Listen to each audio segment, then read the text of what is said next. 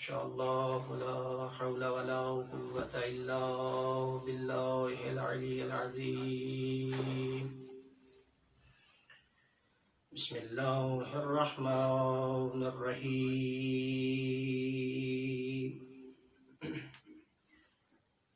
الحمد لله الذي جعلنا من المتمسكين بولاية علي بن أبي طالب وأولاده المعصومين.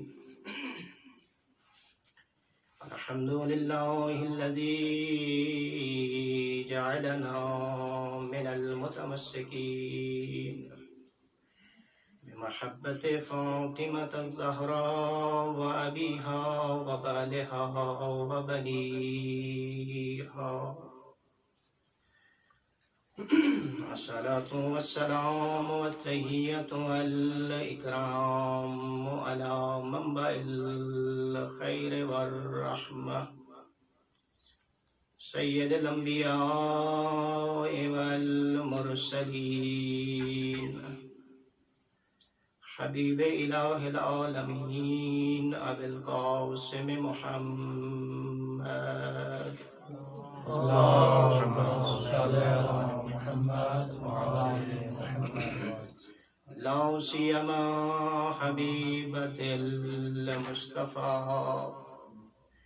وكريمة المرتضى وأم الحسين والمجتبى واللعنة الدائمة على أعدائهم من يوم عداوتهم إلى يوم الدين وبعد يوم الدين. أما بعد، فقد قال الله تبارك وتعالى في كلامه المجيد وفرقانه الحميد وقوله الحق وهو أصدق القائلين. بسم الله الرحمن الرحيم. إنا أعطيناك الكوثر فصل لربك وانحر إن شانئك هو الأبتر. بابا زبان صلوات. اللهم صل على محمد وآل محمد وعجل الفرج. سب سے پہلے ایام ولادت جناب سیدہ دو عالم ہیں، تو آپ علماء، فضلاء اور محبان جناب سیدہ کی خدمت پر مسرت مناسبت کے حوالے سے ہدیہ تبریک عرض کرتا ہوں. اس بی بی کا جو مقام ہے، البتہ قرآن نے بھی بیان کیا اور پیغمبر گرامی اسلام اور دیگر ائمہ نے بھی اس ہستی کے وہ مقام اور مناقب اور فضائل جو ہیں ان کو آشکار کرنے کی زحمت فرمائی ہے. تو میں بھی صحیح کروں گا کہ اس بحر معرفت میں سے چند قطرے ہمیں بھی نصیب ہوں اور ہم انہی چند معرفت کے قطروں کی بدولت دنیا میں بھی کامیاب ہوں اور آخرت میں بھی کامیاب ہوں. سبحان اللہ. مقام بہت بلند ہے، البتہ تمہیدی گفتگو ہے، جسارت نہ ہو علماء کے معاشرے میں. آپ کی طرح ایک ادنا سا طالب علم ہوں اور اپنا درس سنا رہا ہوں آپ کو. تو قرآن کریم میں خالق کونین نے ایک مختصر سا سورہ کہ جو بسم اللہ الرحمن الرحیم کے بعد 3 آیات پر مشتمل ہے، اس کو نازل فرمایا. اب کلام الہی ہے، کلام خداوندی ہے، حکمت سے لبریز ہے، تو ہمیں ضرورت ہے کہ ہم کلام الہی میں تدبر اور تفکر کریں، غور و فکر کریں. کیوں؟ خالی قرآن کی تلاوت اس کا ثواب اپنی جگہ پر، لیکن تلاوت کے ساتھ ساتھ اس کے اندر تدبر اور تفکر جو ہے بلکہ بالاتر اس سے ہے کہ اگر آپ ایک ختم قرآن کرتے ہیں اور اس کے برعکس آپ ایک آیت کے مطلب کو سمجھ کر اس پر عمل کرتے ہیں تو اس کا ثواب اس سے بہتر ہے۔ سبحان اللہ۔ تو اب اس مختصر سورہ کو کہ جس کو میں نے اپنی گفتگو کا سرنامہ کلام قرار دیا ہے، سب سے پہلے کیونکہ مناسبت ہے بی بی کی ولادت کے حوالے سے گفتگو کرنی ہے، کچھ آپ کی سمع خراشی کرنی ہے۔ اگر آپ کی سماعتیں بیدار رہیں تو میں بھی انشاءاللہ سعی اور کوشش کروں گا کہ جو کچھ میں نے آپ سے اور دیگر اساتید سے کچھ پڑھا ہے، سیکھا ہے، وہ آپ تک بے وجہ آسن منتقل کر سکوں۔ جناب سیدہ کی ذات پر بآواز بلند صلوات۔ اللہم صلی علی محمد وعلی محمد۔ اور جہاں تک اس سورہ کوثر کے شان نزول کی بات ہے تو آپ تمام علماء کے اذان عالیہ میں یہ مطالب محفوظ ہیں اور آپ بخوبی آگاہ ہیں کہ یہ سورہ جو ہے مکہ میں نازل ہوا، اگرچہ کہ اس میں اختلاف ہے، بعض مفسرین جو ہیں انہوں نے کہا کہ یہ سورہ مدنی ہے، لیکن چونکہ مضمون سورہ جو ہے اور محتوی سورہ جو ہے وہ اس مکہ کی جو فضا ہے یا خود شان نزول کی طرف اگر آئیں تو وہ اسی فضا کے ساتھ سازگار ہے، چونکہ جناب سیدہ کی شان میں یہ سورہ نازل ہوا ہے تو جناب سیدہ کی جو ولادت ہوئی ہے وہ مکہ میں ہوئی ہے، مدینہ میں نہیں ہوئی۔ نعرہ تکبیر، اللہ اکبر، نعرہ رسالت، یا رسول اللہ، نعرہ حیدری، یا علی۔ سبحان اللہ، ماشاءاللہ کی بولا، ماشاءاللہ، کیا کہنے جی تو جہاں تک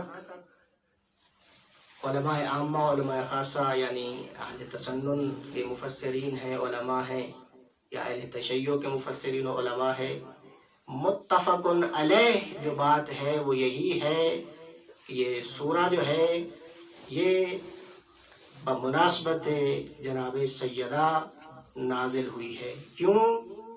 جب پیغمبر کو رب العزت نے 2 بیٹے عطا کیے اور پھر یہ کے بعد دیگرے اس نعمت عظما کو اس منعم حقیقی نے اپنے رسول کو دیا اور پھر ان نعمات کو اپنے رسول سے لیا، دے کر بھی آزمایا اور پھر لے کر بھی آزمایا۔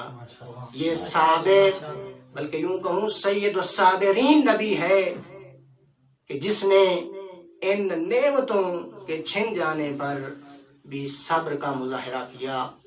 اب یہاں پر ایک لطیف بات جو ہے وہ یہ ہے کہ اب یہاں پر پیغمبر گرامی اسلام جو ہیں جب اللہ نے اپنی نعمتیں دے کر واپس لے لیں تو کیا پیغمبر نے ان نعمتوں کے چھن جانے پر، وہی ہماری اپنی زبان ہے نا، ملموس زبان، تو کلمہ چھن جو ہے اس کو استعمال کر رہا سبحان ہوں اللہ، سبحان اللہ، کیا کہ کہنے ان عظیم نعمتوں کے چھن جانے پر آیا اظہار افسوس کیا یا شکر کیا؟ تو یقیناً سید الشاکرین ہیں، جس طرح سید الصابرین ہیں اسی طرح سید الشاکرین ہیں، یقیناً شکر فرمایا۔ اب کفار و مشرکین جو ہیں ان کا عالم یہ ہے کہ ایک بیٹا جب خدا نے لے لیا تو غیر اپنے جو ہے وہ خوشیاں منا رہے ہیں، ماشاءاللہ۔ کفار و مشرکین خوشیاں منا رہے ہیں کہ محمد جو ہے وہ لا ولد ہو چکے ہیں۔ جب دوسری نعمت بھی لے لی خدا نے تو اب آس ابن وائل جو ہے، معروف یہ ہوا ہے کہ آس ابن وائل جو ہے یہ سید الرسل کو ابتر ہونے کے تانے دیتا تھا، اور اس کے علاوہ اور افراد کا تذکرہ بھی ملتا ہے روایات کے اندر کہ جو پیغمبر کو ابتری کے تانے دیتے تھے۔ اب ان تانوں کا پیغمبر پر آنا ناگوار تھا، رنجیدہ خاطر ہوئے، مغموم ہوئے، محزون ہوئے پیغمبر گرامی اسلام لیکن یہاں پر آپ سے بھی سوال ہے، تاریخ سے بھی سوال ہے کہ آپ اور ہم اس بات کو تلاش کریں، اس سوال کا جواب تلاش کریں کہ آیا پیغمبر نے ان کے اس کردار پر اور ان تانوں کے بدلے میں یا اس کے مقابلے میں کوئی جواب دیا؟ جو پیغمبر کو مقتول نسل کہہ رہے تھے، لاولد کہہ رہے تھے، کیا پیغمبر نے عکس العمل دکھایا، رد عمل دکھایا؟ یقیناً تاریخ خاموش ہے.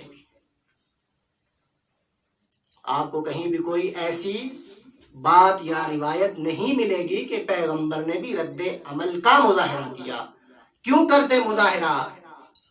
پیکرے رحمت دو جہاں تھے، اپنی رحمت کا مظاہرہ کیا اور پھر اس مقام پر فائز تھے. اب آگے بڑھے، ایک قدم آگے بڑھے کہ اپنی رحمت کا مظاہرہ فرمایا رسول گرامی اسلام نے. اب ایک قدم آگے بڑھیے کہ پیغمبر نے عکس العمل نہیں دکھایا، رد عمل نہیں دکھایا. آیا خدا نے ان مشرکین اور کفار کے تانوں کے مقابلے میں کوئی رد عمل دکھایا؟ یقیناً دکھایا. بسم اللہ الرحمن الرحیم، انا اعطیناک الکوثر.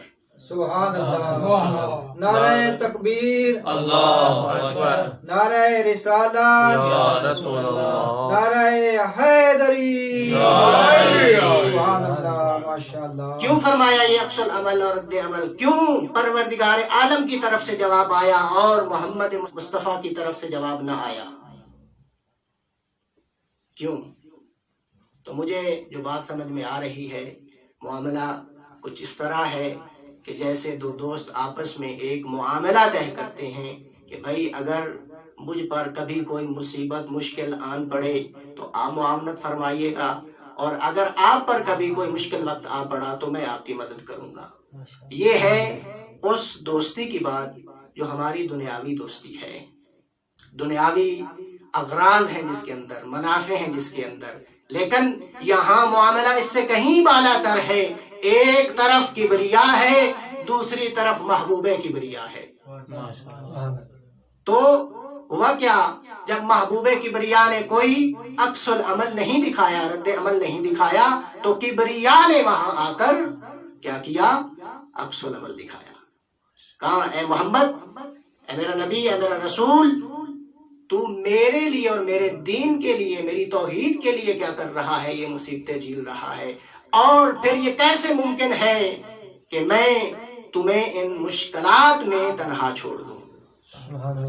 پھر جب خدا نے، توجہ کا طالب، جب خدا نے مصطفیٰ کی تنہائی دیکھی تو پھر اس کو اندیکھا نہیں چھوڑا.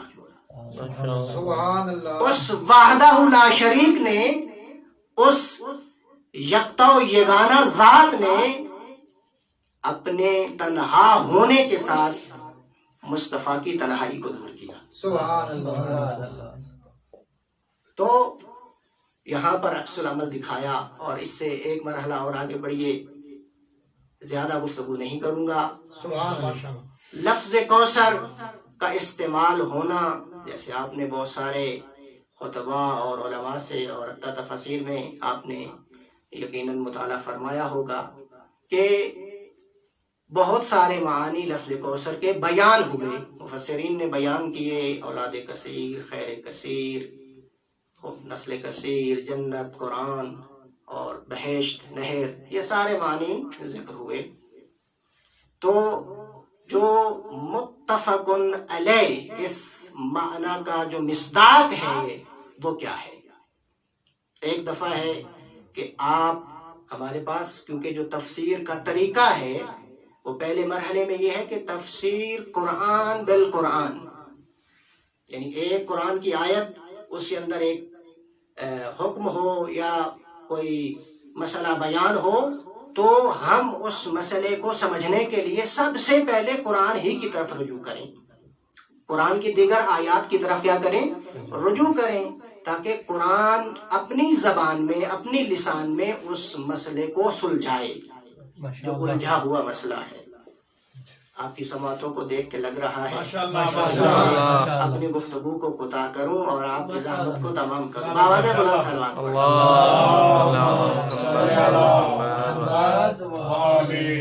नारे तकबीर, नारे रिसालत, नारे हैदरी, मोहम्मद वाले मोहम्मद बुलंद तर सलावत। तवज्जो ना सुने माशाल्लाह सुभान अल्लाह। खूब। तो जो मुत्तफ़क़ुन अलैह मिस्दाक़े अतम व अकमल है वो वजूद जनाबे सैयदा है और उसकी बैयन दलील है सूरह कौसर की आखिरी आयत इन्ना शान अका हुवल अबतर। यानी यहाँ पर कुरान जो है जो कहा कि इन्ना अतैना कल कौसर, अगर हम यहीं पर रुक जाएं और इस कौसर के इधर मानी तलाश करें उधर मानी तलाश करें बजाय इसके कि दीगर मोतबर किताबों की तरफ रुजू करें, हमें चाहिए कि सबसे पहले वही किताब के जिसने एताए कौसर को बयान किया है उसी से पूछें इस कौसर से मुराद क्या है। सुभान अल्लाह सुभान अल्लाह सुभान अल्लाह।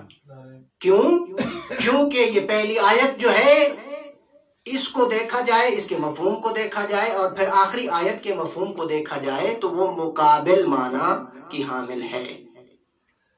वहां का इन्ना शान का हुवल अबतर, कलमा अबतर दलील है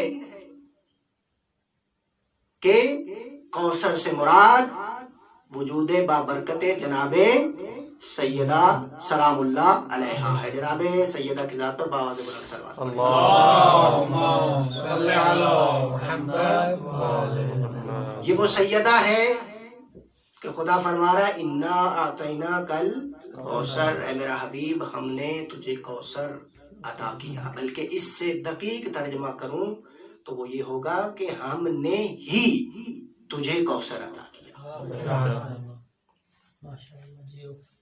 हमने ही तुझे कौसर अता किया। तो अब ये ऐसी कौसर है जो ज़ामिने रसूल भी है और ज़ामिने दीन रसूल भी है और इससे बालातर ज़ामिने नस्ल रसूल भी है। ज़ामिने रसूल, ज़ामिने नस्ल रसूल और ज़ामिने दीन रसूल है।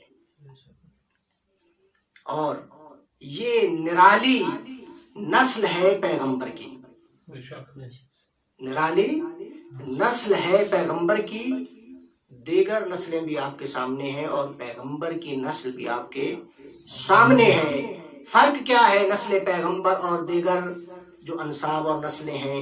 तो फर्क ये है कि दीगर अफराद की जो नस्ल है वो उनके बेटों से चलती है और पैगंबर की नस्ल उनकी बेटी से चली है।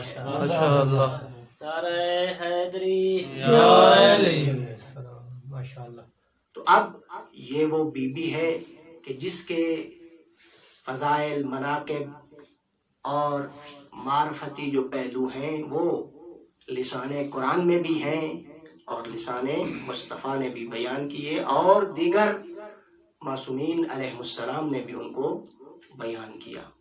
अब ये सैयदा है, इसका एक तारुफ बस ज़बाने खुदा ने एक तारुफ करवाया और अपने ज़हनों को थोड़ा सा जो है वो मुतहर्रिक करें और चलें हदीस किसा की तरफ कि जब ये 5 हस्तियां जो हैं वो ज़ेरे किसा आ गईं और उसके बाद जो है जिब्राइल भी आ गए, इजाज़त तलब की और ज़ेरे किसा चले गए। तो उस वक्त जनाबे जिब्राइल जो है एक सवाल करते हैं, या रब्बे मन तहतल किसा। तो अब यहाँ पे रुक के सवाल करूंगा इससे पहले कि जनाबे जिब्राइल को अपने सवाल का जवाब मिले। जिब्राइल अमीन से हम नातवानों का एक सवाल है, सवाल नाकिस है कि ए जिब्राइल, क्या तू नहीं जानता ये वही मुस्तफ़ा है कि जिस पर वही लेकर आया करता था? क्या तू नहीं जानता ये वही सैयदा ज़हरा है जिसके घर में आके चक्कियां चलाया करता था? کیا یہ وہی حسنین شریفین نہیں ہیں کہ جن کے گہوارے کو آ کے تو جلایا کرتا تھا؟ تو پھر کیا ہوا کہ ایک دم یا رب من تحت الکسا کی صدا بلند ہوئی. اب خدا نے تعارف کروایا، آواز قدرت آتی ہے جبرائیل، ہم فاطمہ و ابوہا و بالہا و بنوہا. مرکزیت اور محوریت کس کو دی؟ اب یہ ہم بیان ہو رہا ہے، آپ ادبا موجود ہیں. ہم فاطمہ و ابوہا و بالہا و بنوہا. تو یہاں پر محور اور مرکزیت دی، مقام معرفت پر، شناخت پر کس کو؟ سیدہ کو. تو میں یوں کہوں گا کہ اگر آپ نے رسالت اور امامت کو پہچاننا ہے اور کما حق کو ہو پہچاننا ہے، خانہ زہرا پہ آئیے، پھر آپ کو رسالت خالص بھی ملے گی، امامت خالص بھی ملے گی، رسول اللہ بھی ملے گا، خلیفۃ اللہ بھی ملے گا. یہ تعارف ہے کس کی زبان؟ خدا کی زبان. اور دوسرا تعارف کہ جو پیغمبر گرامی اسلام نے فرمایا وہ کیا تھا؟ ہؤلاء اہل بیتی، یہ میرے اہل بیت ہیں، وخاصتی وحامتی لحمہم لحمی دمہم دمی. اے پروردگار یہ میرے اہل بیت ہیں، یہ میرے خاص ہیں، ان کا خون میرا خون ہے، ان کا گوشت میرا گوشت ہے. یہ دوسرا تعارف ہے. اور اس سے آگے بڑھیں تو دیگر معصومین علیہ السلام نے ایسے ایسے کلمات فرمائے ہیں بی بی کی شخصیت کے متعلق جن کا ادراک مشکل ہے. میں آج ہی پڑھ رہا تھا، آغا آیت اللہ محمد جواد فاضل نے ایک تحریر دی ہوئی تھی، اور وہ روایت بھی آپ کی خدمت میں پیش کرتا چلوں. پر جناب سیدہ کی ذات پر باواد بلند صلوات.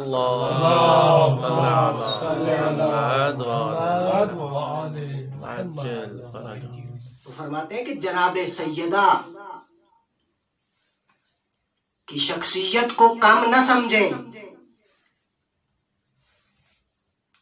یہ معرفت کا بحر بے کرا ہے.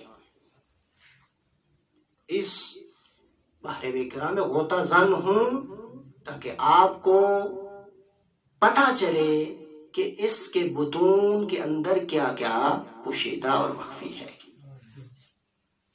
اور روایت بیان کی امام صادق علیہ الصلوۃ والسلام سے، ما تکاملت النبوہ حتی اقر بفضلها ومعرفتها ومحبتها.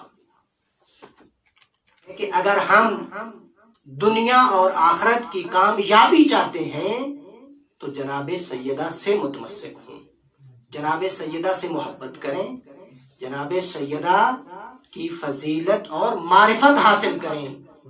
اسی کے اندر کمال روحانی بھی ہے اور دنیا کی کامیابی بھی ہے. جناب سیدہ کے ظرف سے کیا کریں؟ وہ جو ظرف معرفت ہے اس کو حاصل کریں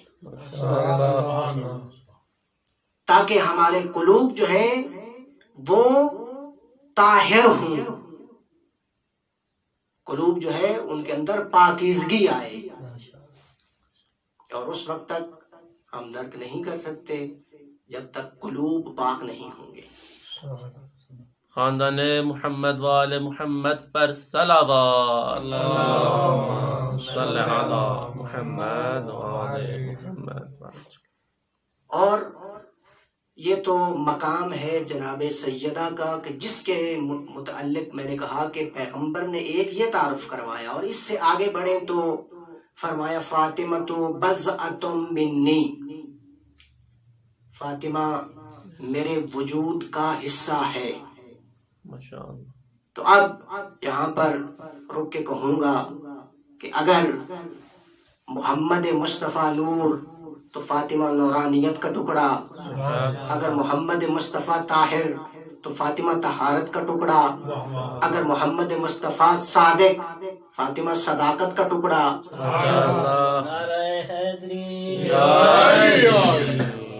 اور پھر نہ صرف یہ مقام ہے جناب سیدہ کا، یہاں پر ایک تکون بنائیں، مثلث جس کو آپ کہتے ہیں ہم اپنی زبان مصطلح میں، تو 3 زاویے ہیں. ایک زاویے کا نام ہے سید الانبیاء، دوسرے زاویے کا نام ہے سید الاوصیاء، اور تیسرے زاویے کا نام ہے سیدۃ نساء العالمین. اب دیکھیے کہ ایک زاویہ جو ہے وہ مقام رسالت کو بیان کر رہا ہے، اور دوسرا زاویہ جو ہے وہ مقام امامت کو بیان کر رہا ہے، اور تیسرا زاویہ جو ہے وہ عصمت کو بیان کر رہا ہے. اب اگر آپ نے ایک مثلث کھینچنی ہو تو اس کے لیے ضروری ہے کہ 3 اس کے اندر جو خط ہیں وہ ہوں گے، تو اس کو آپ مثلث کا نام دے سکتے ہیں، وگرنہ مثلث نہیں کہہ سکتے. سبحان اللہ. تو اس مثلث کا جو حلقہ وصل ہے اس کا نام ہے فاطمہ، اس کا نام ہے کوثر، اس کا نام ہے ام ابیہا، اسی کا نام ہے بضعۃ منی. سبحان اللہ. سبحان اللہ.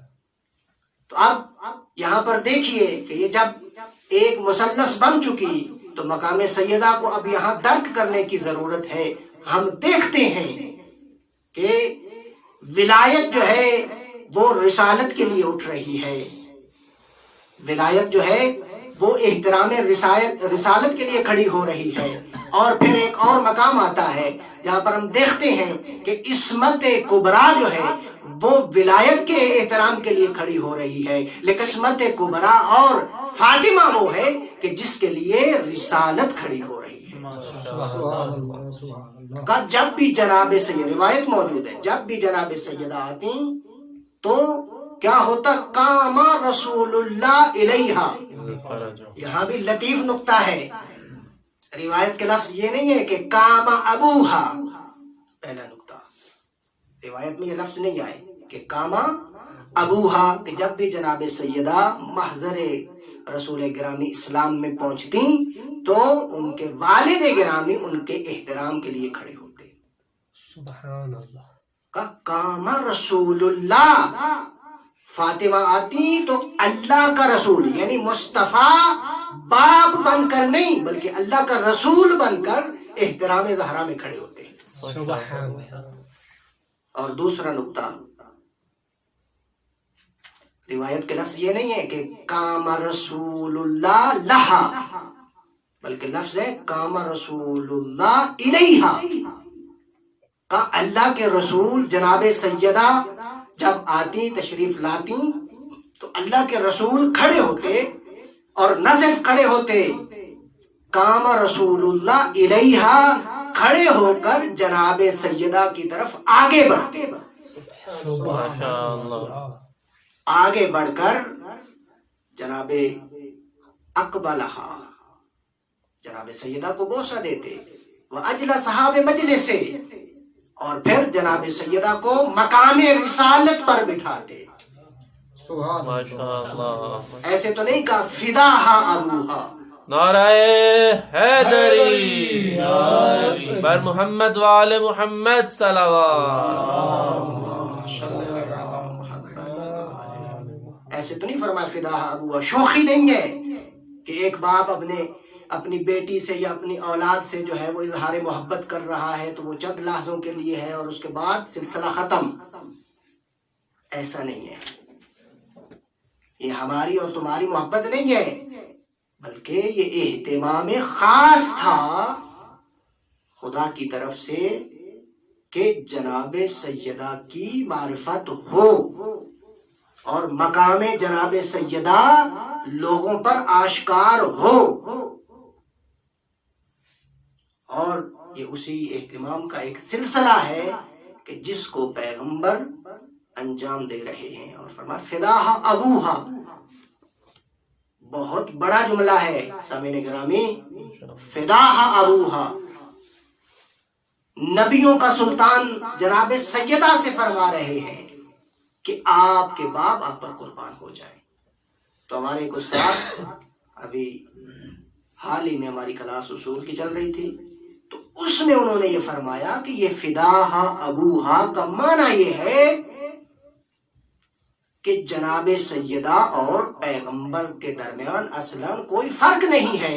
اگر جناب رسول ختمی مرتبت کو ہٹا دیں اور جناب سیدہ کو لے آئیں تو وہی کچھ نظر آئے گا جو شخصیت پیغمبر میں تھا.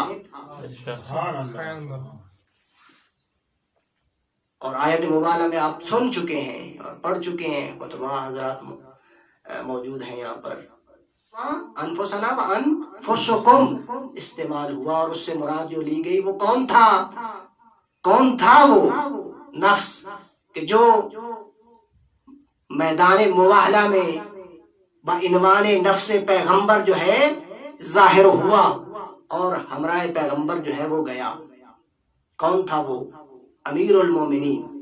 یہ کلام معصوم ہے، اس راسخ شخصیت کا راسخ کلام ہے کہ جس کے بارے میں کیا فرمایا؟ وما ينطق عن الهوى ان هو الا وحی یوحی. تو جب آپ آیتوں اور روایتوں کو آپس میں جوڑتے ہیں تو پھر معارف نکلتے ہیں. معارف کا سمندر جو ہے وہ پھوٹتا ہے. تو وہاں جائیں، دیکھیں کہ نفس کا معنی کیا ہے، مقصود کیا ہے نفس سے. یعنی آپ نے کہا امیر المومنین نفس پیغمبر بن کر میدان مباہلہ میں نجران کے خلاف صداقت پیغمبر کی گواہی دینے گئے. اور دوسری جگہ پر کیا فرمایا؟ علی لولا علی، اگر علی نہ ہوتے لما کانا کفوا لفاطمہ، کہ علی نہ ہوتے تو فاطمہ کا کوئی کفو نہ ہوتا. اب یہ جو کفویت ہے یہ ہمیں بتاتی ہے کہ اگر فاطمہ علی کا ہم کفو اور اس کفویت کے مقام پر اور ہم پلہ ہونے میں اگر اس کو سانچنا ہو تو ان مطالب کی طرف توجہ ضروری ہے. کیوں؟ وہاں فرمایا علی نفس رسول تھے. بھائی جب علی نفس رسول ہیں اور فاطمہ علی کا کفو نہ ہو تو برابری کیسی؟ اس کا معنی یہ ہوا کہ فاطمہ کو بھی نفس رسول ہونا پڑے گا. اور استاد محترم نے فرمایا فداہا ابوہا کا معنی یہی ہے کہ جناب سیدہ نفس پیغمبر ہیں. جناب سیدہ نفس پیغمبر ہیں، ام الائمہ ہیں. اللہ اکبر. نعرہ رسالت یا رسول اللہ، نعرہ حیدری یا علی، آواز بلند تر صلوات. صلی اللہ محمد وعلی محمد. یہ تو مقام ہے جناب سیدہ کا. اب ہمیں حکم دیا گیا ہے کیا؟ ہم نے آپ کے سامنے بندہ حکیم نے روایت پڑھی کہ جس میں کہا گیا کہ انبیاء کی نبوت اس وقت تک کمال تک نہیں پہنچ پاتی جب تک فضیلت جناب سیدہ اور معرفت جناب سیدہ اور محبت جناب سیدہ کا اقرار نہ کر لیں. نبی کجا اور ہم کجا؟ نہ نبی اللہ. کیونکہ کچھ خود سے خود ساختہ نبی بھی آئے تھے نا، تاریخ میں دیکھیں تو وہ افراد تھے. اسی لیے قید لگا رہا ہوں کہ نبی اللہ کجا اور ہم کجا. جب ان کا کمال محبت زہرا کے بغیر ان کو وہ کمال نہیں ملتا تو ہمیں کہاں وہ کمال ملے گا؟ سبحان اللہ. تو یہ مقام ہے جناب سیدہ کا. اب اگلا مرحلہ یہ ہے کہ جب ہم محبت جناب سیدہ کے سمندر کا ایک قطرہ اپنے دل میں اتار لیتے ہیں تو ہمیں عنوان دیا جاتا ہے محب. سبحان. اب ہم بن گئے محب زہرا، محبان زہرا. تو اب محبت زہرا جو ہے،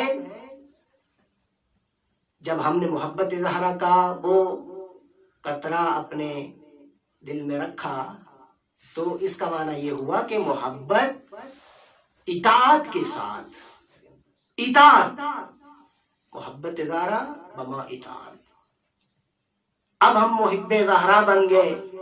اب معاشر کا مقام ہوگا۔ علامہ مجلسی نے اس روایت کو بحار الانوار میں ذکر کیا ہے، اور میں اس روایت کو بیدار سماعتوں کے حوالے کرنے جا رہا ہوں۔ تو علامہ مجلسی فرماتے ہیں کہ میدان محشر ہوگا، ہاتف غیب سے ایک ندا آئے گی، منادی ندا دے گا، این فاطمیون، فاطمی کہاں ہیں، محبان زہرا کہاں ہیں، جناب سیدہ کے شیعہ اور چاہنے والے کہاں ہیں؟ اس وقت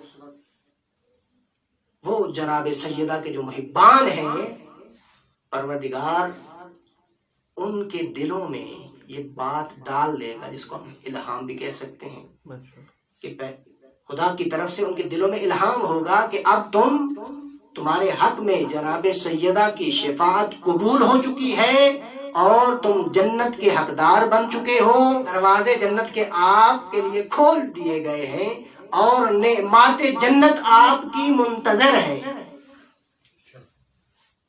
اللہ اکبر۔ ہمارے جیسے محب ہوں تو ذرا سی بات ایسی ہمارے کانوں تک اور ہماری سماعتوں سے ٹکرائے تو فوراً داخل جنت ہو جائیں گے، لیکن چونکہ وہ محبان خالصتاً محبان فاطمہ تھے، جب ان کو خدا کی طرف سے یہ حکم مل جائے گا تو وہاں وہ ٹھہر کر، رک کر پروردگار عالم سے ایک التجا کریں گے، خدایا تیرا کرم بے قرار ہوا ہم پہ، اور بی بی کی شفاعت کو آپ نے ہمارے حق میں قبول کر لیا، اور مقام جنت ہمیں عطا کر دیا گیا، لیکن یہاں پر ایک چھوٹی سی درخواست ہے۔ درخواست کیا ہے؟ درخواست یہ ہے کہ دنیا میں لوگوں نے ہمارے مقام کو نہیں پہچانا، محبان زہرا کے مقام کو نہیں پہچانا۔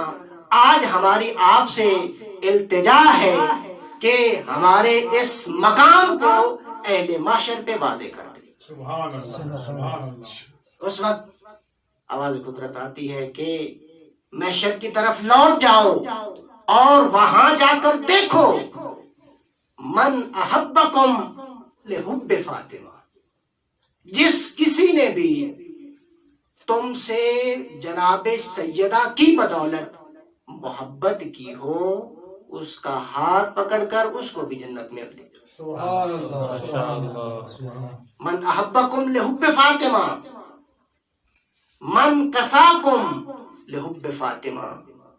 دیکھو دنیا میں رہتے ہوئے جس کسی نے بھی تمہیں سیدہ کی محبت میں لباس عطا کیا، اس کا ہاتھ پکڑ کر، تھام کر اسے بھی اپنے ساتھ جنت میں لے جاؤ۔ سبحان اللہ، سبحان اللہ۔ تو آگے جملے ہیں روایت کے، من سقاکم شربتم من الماء لحب فاطمہ، یہاں تک کہ اگر دنیا میں رہتے ہوئے کسی نے تمہیں ایک گھونٹ پانی بھی جناب سیدہ کی محبت میں پلایا اور تجھے استراب کیا، اس کا بھی دامن پکڑو اور جنت۔ سبحان اللہ، سبحان اللہ۔ عظمت جناب سیدہ بواز بلند تر صلوات، اللہم صل علی سبحان اللہ۔ اور آخری بات اور آپ کی رحمت تمام، من اطعمکم فی حب فاطمہ، اور جس کسی نے بھی تمہیں محبت جناب سیدہ میں کھانا کھلایا، آج تم اس کے میدان معاشر میں شفیع بن کر اور شافع بن کر اس کی شفاعت کرو گے، تاکہ تمہاری وہ منزلت اور مقام اور قدر و قیمت اہل معاشر پر واضح ہو جائے۔ سبحان اللہ، سبحان اللہ، سبحان اللہ۔ اور اہل معاشر ہم اور آپ جیسے فقط نہیں ہوں گے وہاں، کلمہ اہل معاشر استعمال ہوا ہے، انبیاء، اولیاء، اوصیاء، اس کے بعد پھر ہماری نوبتیں ہیں، پتہ نہیں وہاں ہم کہیں نظر آئیں گے یا نظر نہیں آئیں گے تو جو سر فہرست ہیں وہ افراد ہیں. سبحان اللہ. تو اب مانا مفہوم ہوا اس روایت کا بھی کہ جہاں پر کہا ما تکاملت نبوت نبی حتی اقر بفضلہا. تو انہی الفاظ کے ساتھ دعا گو ہوں کہ پروردگار عالم ہماری یہ قلیل سی عبادت اپنی بارگاہ میں مقبول و منظور فرمائے، اور جناب سیدہ کا یہ تذکرہ ہمارے لیے باعث نجات اس کو قرار دے، اور ہماری محبت نسبت جناب سیدہ اس میں اضافہ فرمائے، معرفت جناب سید اس کی نسبت بھی پروردگار اضافہ فرمائے، اور اس سے بالاتر ہمیں جناب سیدہ کا پیروکار بننے کی توفیق عطا فرمائے. کیوں؟ اس لیے کہ آپ کے اور ہمارے آخری امام زمان اجل اللہ فرجہ الشریف کیا فرماتے ہیں کہ میں آخری امام جو ہوں حجت خدا ہوں، لیکن میرے لیے جناب سیدہ جو ہیں وہ نمونہ عمل ہے. تو جب جناب سیدہ حجت خدا کے لیے نمونہ عمل ہیں تو پیروان حجت خدا کے لیے بھی یقیناً نمونہ عمل ہیں. اور پروردگار جمعہ کا دن ہے اور اجابت دعا کا بھی وقت ہے. پروردگار ہمارے اور آپ کے امام کے ظہور میں تعجیل فرمائے، اور امام کے آوان و انصار میں شمار فرمائے، اور پروردگار جمیع حاضرین کی حوائج شریعہ کو پورا فرمائے، اور حاضرین کے مرحومین کی مغفرت فرمائے، ان کے درجات کو بلند فرمائے. السلام علیکم ورحمۃ اللہ.